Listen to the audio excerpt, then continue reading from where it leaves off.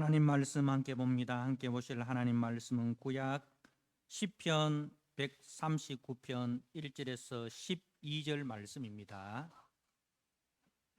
시편 139편 1절에서 12절 말씀, 주신 말씀을 봉독드립니다. 여호와여, 주께서 나를 살펴보셨으므로 나를 아시나이다. 주께서 내가 앉고 일어섬을 아시고 멀리서도 나의 생각을 밝히 아시오며 나의 모든 길과 내가 눕는 것을 살펴보셨으므로 나의 모든 행위를 익히 아시오니 여호와여, 내 혀의 말을 알지 못하시는 것이 하나도 없으시니이다. 주께서 나의 앞뒤를 둘러사시고 내게 안수하셨나이다. 이 지식이 내게 너무 기이하니 높아서 내가 능히 미치지 못하나이다. 내가 주의 영을 떠나 어디로 가며 주의 앞에서 어디로 피하리까? 내가 하늘에 올라갈지라도 거기 계시며 소홀에 내 자리를 펼지라도 거기 계시니이다. 내가 새벽 날개를 치며 바다 끝에 가서 거주할지라도 거기서도 주의 손이 나를 인도하시며 주의 오른손이 나를 붙드시리이다. 내가 혹시 말하기를 흑암이 반드시 나를 덮고 나를 두름 비춘 밤이 되리라 할지라도 주에게서는 흑암이 숨기지 못하며 밤이 낮과 같이 비추이나니 주에게는 흑암과 빛이 같음이니이다. 아멘. 하나님 아버지, 감사합니다. 주님의 높고 위대하심을 우리가 만물을 통해서, 특별히 하나님의 말씀을 통해서 더 풍성하게 알게 하여 주시고, 하나님, 그 기쁨과 그 감격을 가지고 오늘 또 주의 말씀을 듣게 하여 주시옵소서. 주의 생명의 말씀이 내 발의 등이고 내 길의 비침을 다시 한번 확인하는 아버지 귀한 시간 되게 하여 주옵소서. 예수님께 하신 이름으로 감사하며 기도드리옵나이다. 아멘. 오늘 시편 139편 1절에서 12절의 말씀, 나를 아시는 주님이라는 제목으로 주신 말씀을 함께 나누고자 합니다. 우리는 누군가 나를 알아주기를 원합니다. 그런데 또 한편으로는 누군가 나를 속속들이 완전하게 아는 것에 대해서 어떻습니까? 굉장히 부담스럽습니다. 그죠?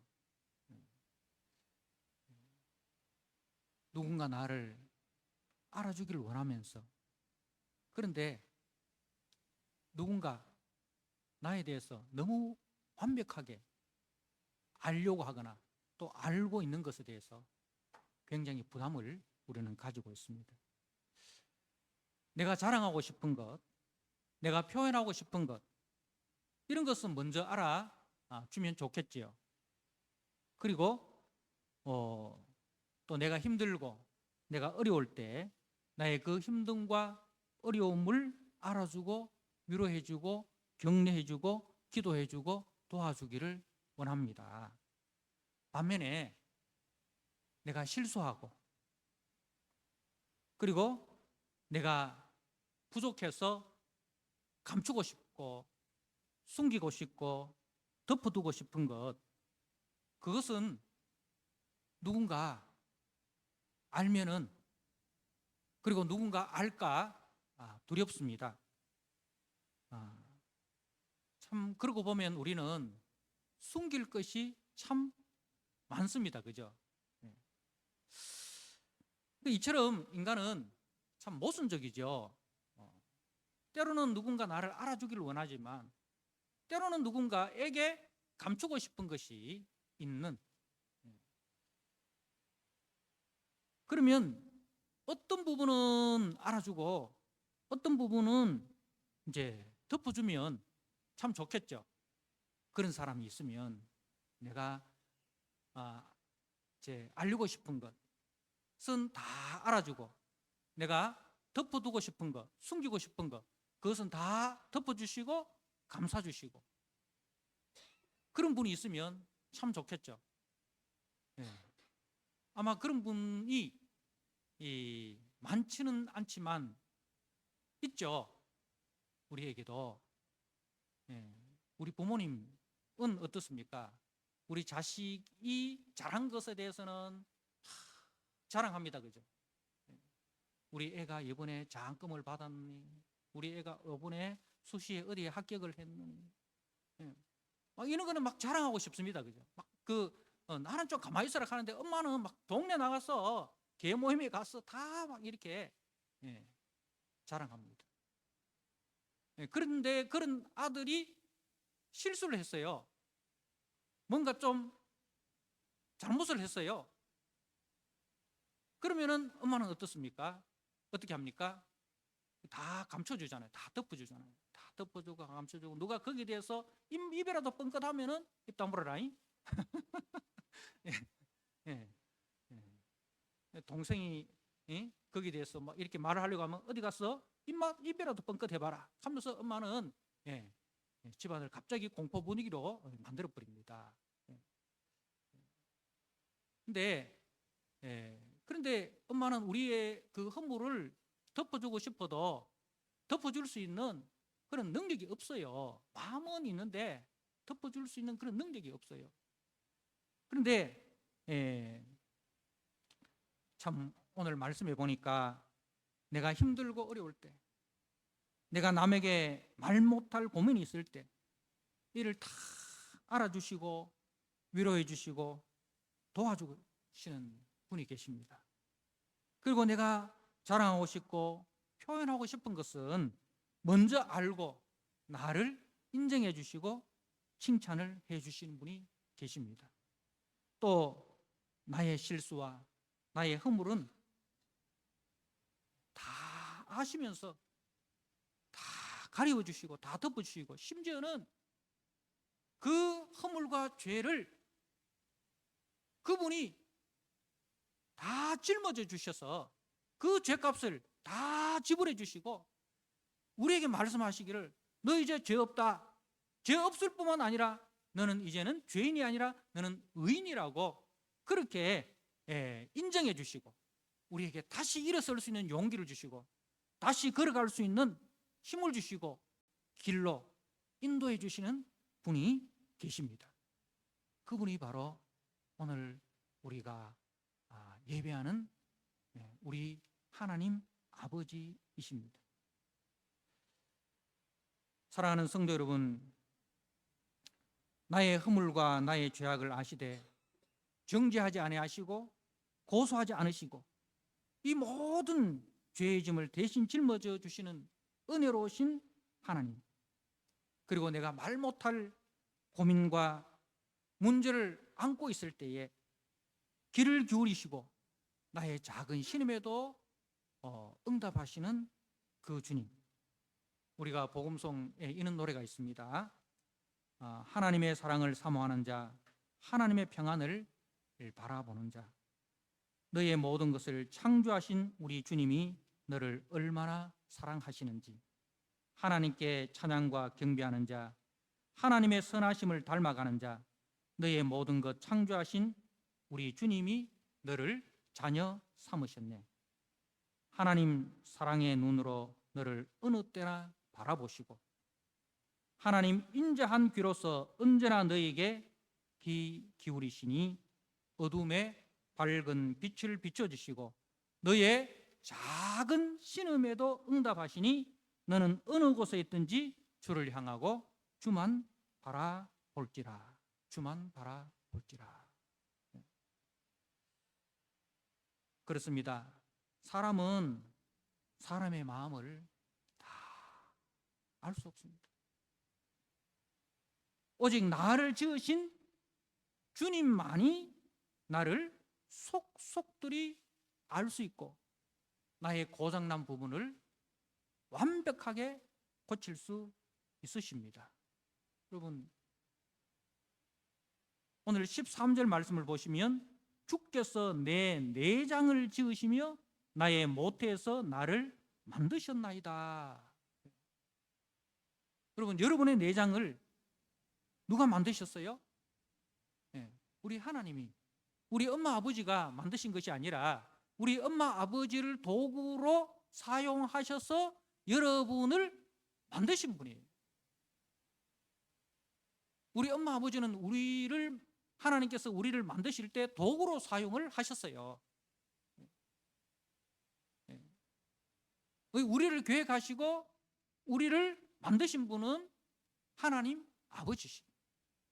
그래서 그 하나님 아버지만이 우리의 고장난 부분을 알고 우리의 연약한 부분을 알고 그것을 다 고쳐주시고 새롭게 해주실 수 있는 능력을 가지고 계세요. 우리 엄마 아버지는 우리를 만드신 도구이기 때문에 우리에 대한 애정이 남다르죠. 그죠? 남다르죠. 남다르죠. 여러분, 이제 우리 자녀들이 이제 군에 가 있으면 군에 가 있다가 제대를 하잖아요. 그러면 사람들이 뭐라고 이야기합니까? 벌써 나왔나? 시간이 벌써 그리 흘렀나? 그죠? 근데 엄마는 어떻게 생각합니까? 지금 또 엄마의 휴대폰에는 아들 만나는 날이라고 학수고대하면서 그 날짜가 찍혀 있습니다. 우리 엄마는 그런 남다른 애정을 가지고 계시죠. 그런데 그 자녀가 아플 때 그 부모들이 공통적으로 하는 이야기가 있어요. 자녀가 힘들고 자녀가 어렵고 자녀가 아플 때 목사님, 내가 부모로서 그 자녀에게 해줄 수 있는 일이 너무너무 없어요. 내가 자녀를 위해서 할 수 있는 일이 너무 없어요. 그 이야기를 많이 듣습니다. 이렇게 해주고 싶고 저렇게 해주고 싶고 대신 아파해서 그 자녀가 나을 수 있다면 내가 대신 아파서라도 그 자녀를 낫게 해주고 싶지만 그렇게 할 수 없잖아요. 그런 이야기를 많이 합니다. 해주고 싶지만 해줄 수 있는 것이 너무 제한적이라는 것을. 그래서 목사님, 하나님 앞에 기도하는 것밖에는 내가 할 수 있는 것이 없음을 비로소 알았습니다. 우리의 작은 신음에도 응답하시는 주님, 너는 어느 곳에 있든지 주를 향하고 그 주님만 바라보라는 것입니다. 나의 창조주시며 나의 구원자이신 나의 선한 목자 되신 주님은 나의 생각과 나의 의중과 내가 말로 다 표현할 수 없는 그 작은 신음까지도 아시는 주님이시고 들어주시는 주님이시고 보듬어 주시는 주님이시고 만져주시고 위로해 주시는 주님이십니다. 이런 주님이 저와 여러분이 믿는 여호와 나의 주 나의 하나님 아버지이십니다. 오늘 5절 말씀에 보면 주께서 나의 앞뒤를 둘러싸시고 내게 안수하셨나이다 라고 말씀을 합니다. 주님이 나의 앞뒤를 둘러싸신다는 거예요. 왜 그럴까요? 왜 주님이 나의 앞뒤를 둘러싸시고 안수는 어디 합니까? 머리에 하잖아요. 그러니까 앞뒤 그리고 위 완전 나를 다 이렇게 위에서부터 오른쪽 왼쪽 싹 주님의 그 손이 나를 둘러싸신다는 거죠. 왜 그렇습니까? 이거는 전쟁 용어예요. 전쟁 용어예요. 포위를 말합니다. 주님이 완전히 나를 포위하셨다는 거죠. 왜 그럴까요? 적들이 나를 포위하고 있기 때문에. 적들이 나를 포위하고 있기 때문에. 자, 우리가 이 말씀을 잘 이해할 수 있는 본문이 있습니다. 열왕기하 6장 말씀을 우리 한번 볼까요? 열왕기하 6장 13절입니다.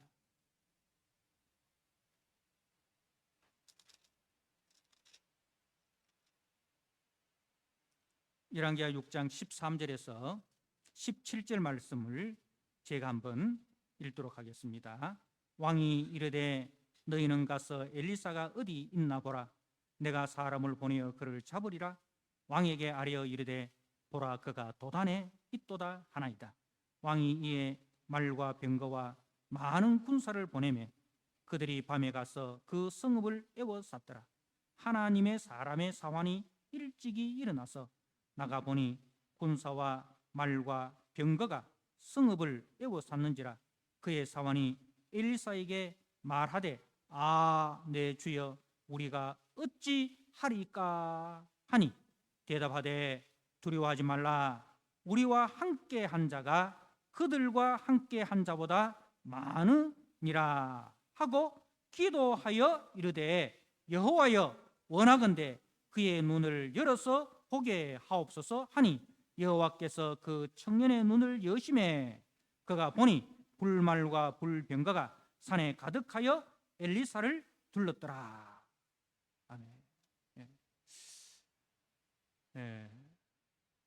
이제 아람과 이스라엘 사이에 전쟁이 있었습니다. 근데 그 아람 군대의 지휘부가 그 군사 회의하는 그 모든 내용이 이 이스라엘 왕에게 속속들이 다 보고가 되는 거예요.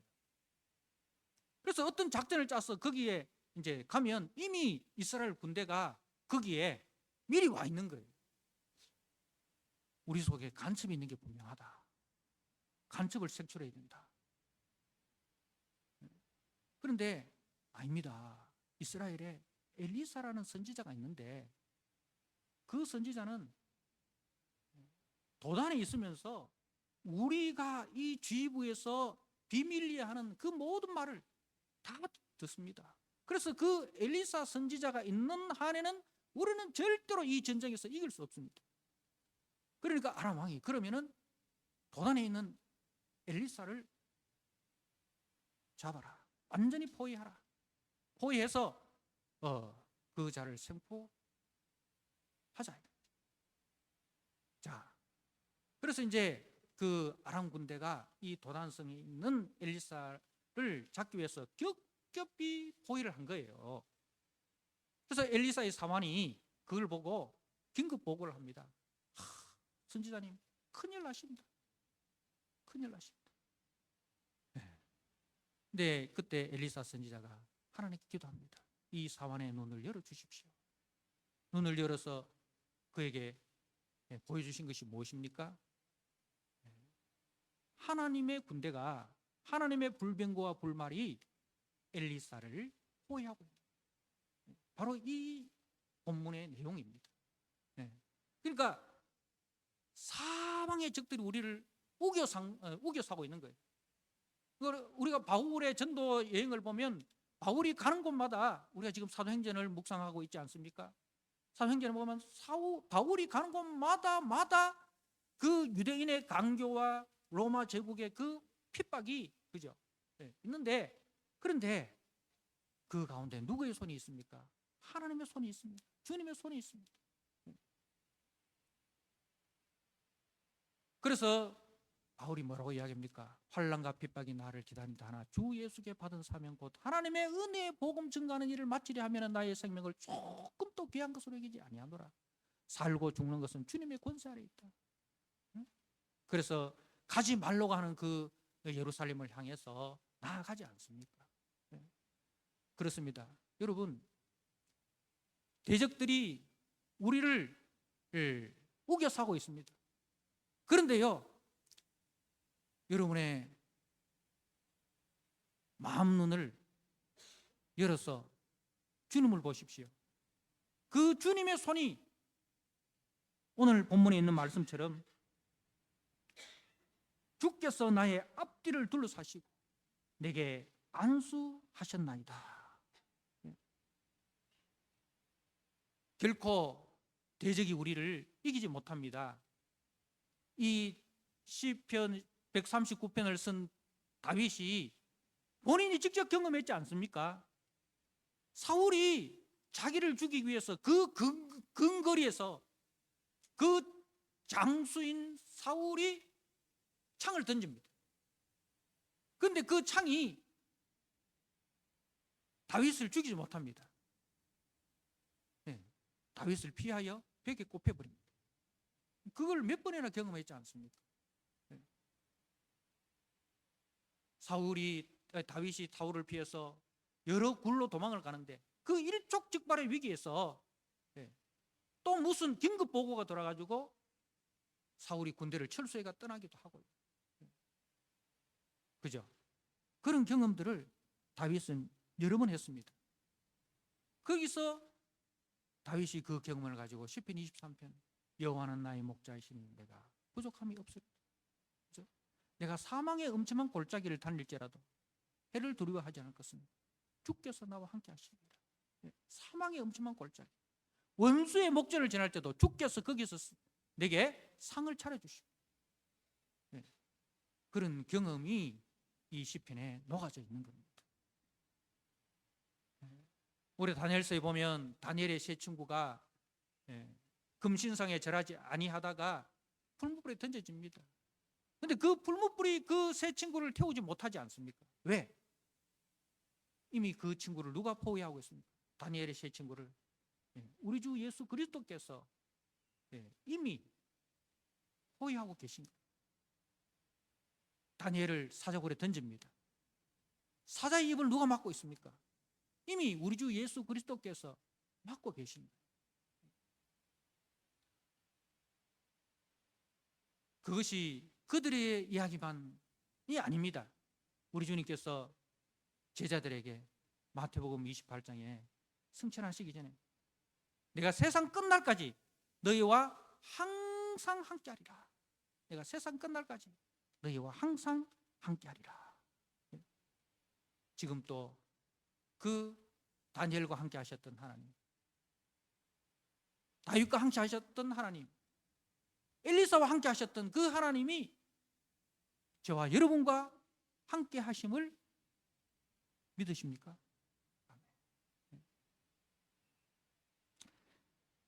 그래서 6절에 다윗은 이렇게 고백합니다. 이 지식이 내게 너무 귀하니 높아서 내가 능히 미치지 못하나이다. 이 지식이 너무 귀하니 내가 능히 미치지 못합니다. 이 지식이 내게 지극히 놀랍다. 그 말입니다. 하나님이 이처럼 나를 사랑하시며 나를 지키시고 보호하시고 함께 하신다는 사실이 너무 놀랍다. 이 지식이 더할 나위 없이 높아서 감히 측량조차 할 수 없습니다. 하나님이 나를 이처럼 사랑하신다니 내가 감히 감당하지 못하겠습니다. 그 주님의 사랑과 그 주님의 은혜를 다 알 수 없습니다. 주님은 내가 인식하든 인식하지 못하든 주님은 언제나 나를 지키시고 함께 하십니다. 젖먹이가 엄마를 의식하든 의식하지 못하든 엄마의 눈은 항상 그 젖먹이를 향하고 있지 않습니까? 그렇죠. 마찬가지로 우리가 인식하든 인식하지 못하든 주님의 그 선하신 눈이, 그 주님의 선하신 손길이 이 자기 백성들과 항상 함께하고 계십니다. 그러니 여러분 평안함을 누리시기 바랍니다. 평안함을 누리시기 바랍니다. 그래서 주님이 내게 주시는 그 평안함이 있기 때문에 은혜 받은 사람은 어디서나 잠을 잘 잡니다. 베드로도 그죠? 감옥에서도 잠자지 않습니다. 베드로도 감옥에서 잠자지 않습니다. 그러니까 잠이 올 때는 잠을 주무셔도 됩니다. 예비 시간에 잠을 주무셔도 됩니다. 예, 주님이 내가 잠자는 이 순간에도 나를 지키고 계신다는 그 확신을 가지고 평안히 주무시다가 평안히 집에 돌아가시면 됩니다. 예.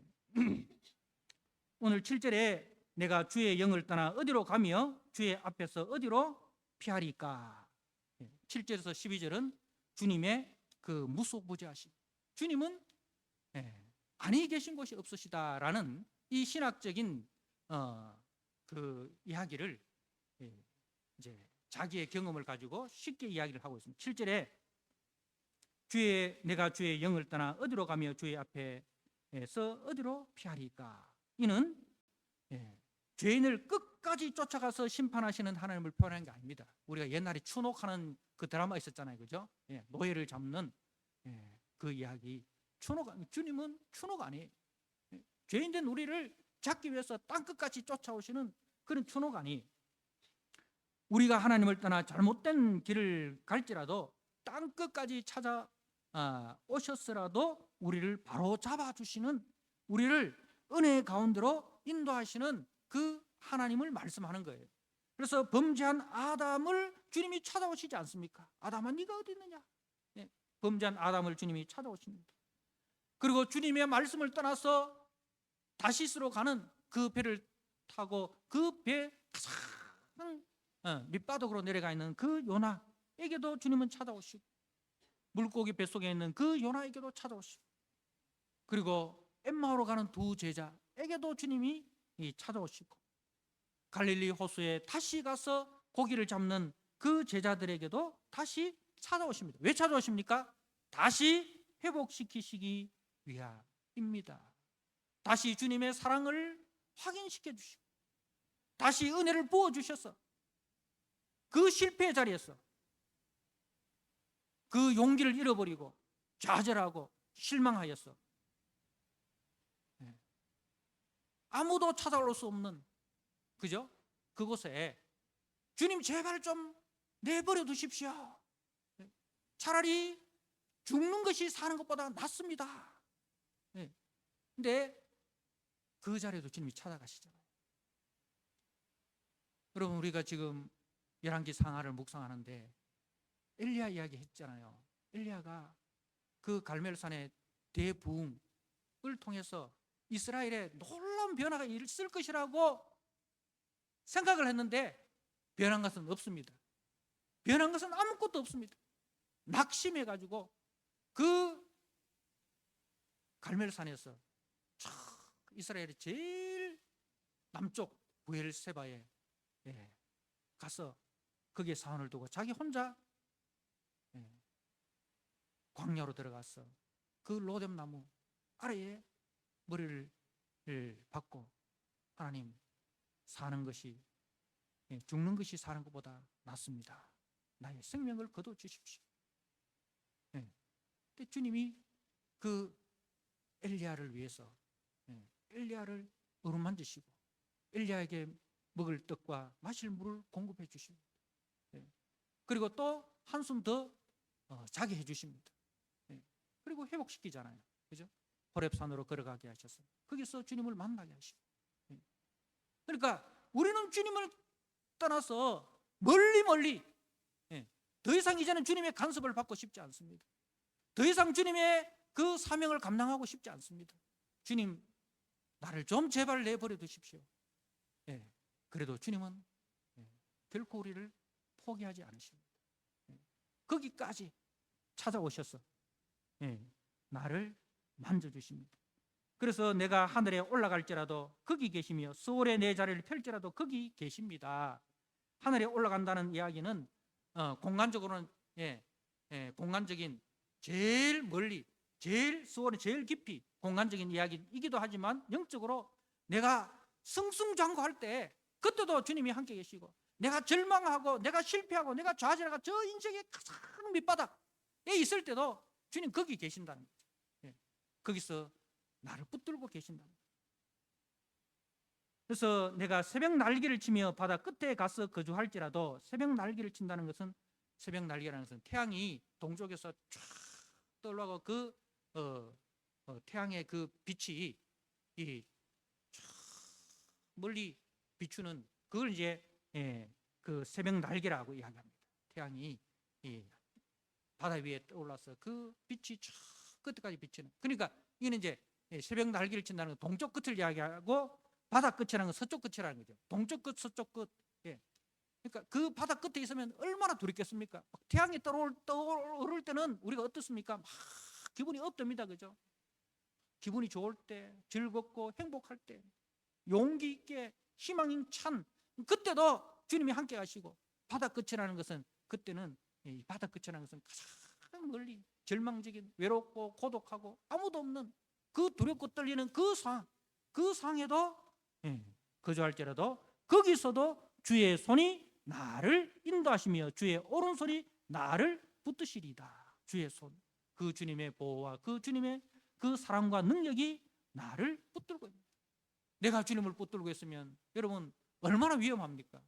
내가 힘들고 어려울 때 힘이 빠지지 않습니까?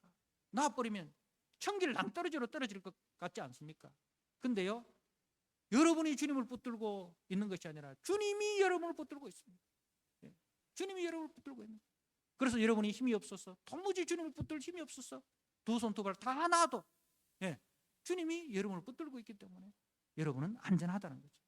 그래서 11절에 내가 혹시 말하기를 흑암이 반드시 나를 덮고 나를 두른 빛은 밤이 될지라도. 흑암이라는 것은 어둠의 권세, 사단의 권세를 이야기하는 거예요. 그 어둠의 권세, 사단의 권세가 나를 덮고 나를 두른 빛이 밤이 될지라도. 그러니까 사단의 권세에 잡혀가지고 내가 꼼짝달싹할 수 없는 그런 상황에 있을지라도 주에게는 흑암이 숨기지 못하며 밤이 낮과 같이 비추니라. 주님에게서는 밤이, 어둠이 아무런 방해물이 되지 않는다는 거죠. 그죠? 주님은 우리는 빛이 있으면 보고 빛이 없으면 못 보지만 주님은 빛이 있든 없든 주님에게는 언제나 빛이라는 거예요. 왜? 주님 자신이 빛이기 때문에. 주님 자신이 빛이기 때문에. 어둠을 창조하시고 빛을 창조하신 분이 하나님이십니다. 그러니까 어둠일지라도 주님은 다 보고 계신다. 그래서 그 어둠의 권세가 우리를 둘러싼다 할지라도 빛 대신 주님께서 우리를 붙드시고 우리를 보호하시고 우리를 지키시고 계신다는 말씀입니다. 사랑하는 성도 여러분, 그러므로 우리는 어떤 상황에서도 믿음의 주요 온전케 하시는 이인 예수를 바라보셔야 됩니다. 믿음의 주요 온전케 하신 예수를 바라보자. 그래서 그 믿음의 원칙을 따라서 주의 말씀은 내 발의 등이요 내 길의 빛입니다. 그래서 여러분이 힘들고 어려울 때, 절망적이고 좌절이 되는 그 상황에서도 빛 대신 주님의 말씀대로 그 말씀에 순종하는 길로 걸어가시면 여러분의 안전은 주님이 책임져 주신다. 그러므로 복 있는 사람은 어떤 사람입니까? 복 있는 사람은 악인의 길을 쫓지 아니하고 죄인의 길에 서지 않고 오만한 자의 자리에 앉지 않고 오직 여호와를 즐거워하고 그 율법을 주야로 묵상하는 자가 복 있는 자입니다. 한 주간 또 여러분 그 생명의 말씀을 주야로 묵상하시면서 그 말씀과 동행하시는, 그래서 그 말씀을 통해서 나타나신 하나님을 만나시고 그 하나님으로 인하여 기뻐하시고 하나님으로 인하여 다시 용기를 얻으시고 그렇게 승리하시는 저와 여러분 되시기를 주님의 이름으로 축복합니다. 아멘. 하나님 아버지, 한량없는 주님의 사랑을 우리가 다 어찌 알 수 있겠습니까? 하늘을 두루마리 삼고 바다를 먹물 삼아도 그 크신 하나님의 사랑을 다 기록할 수 없습니다. 그 하나님의 사랑을 우리 성도들이 확실히 믿고 아버지 어떠한 형편에서도 좌절하지 않고 낙심하지 않고 주님의 손이 나와 함께 하시고 주님의 손이 나를 붙들고 계심을 확신하고 용기 있게 한 주간 또 말씀 따라 걸어가는 우리 성도들 되게 하여 주옵소서. 예수님께 하신 이름으로 감사하며 기도드리옵나이다.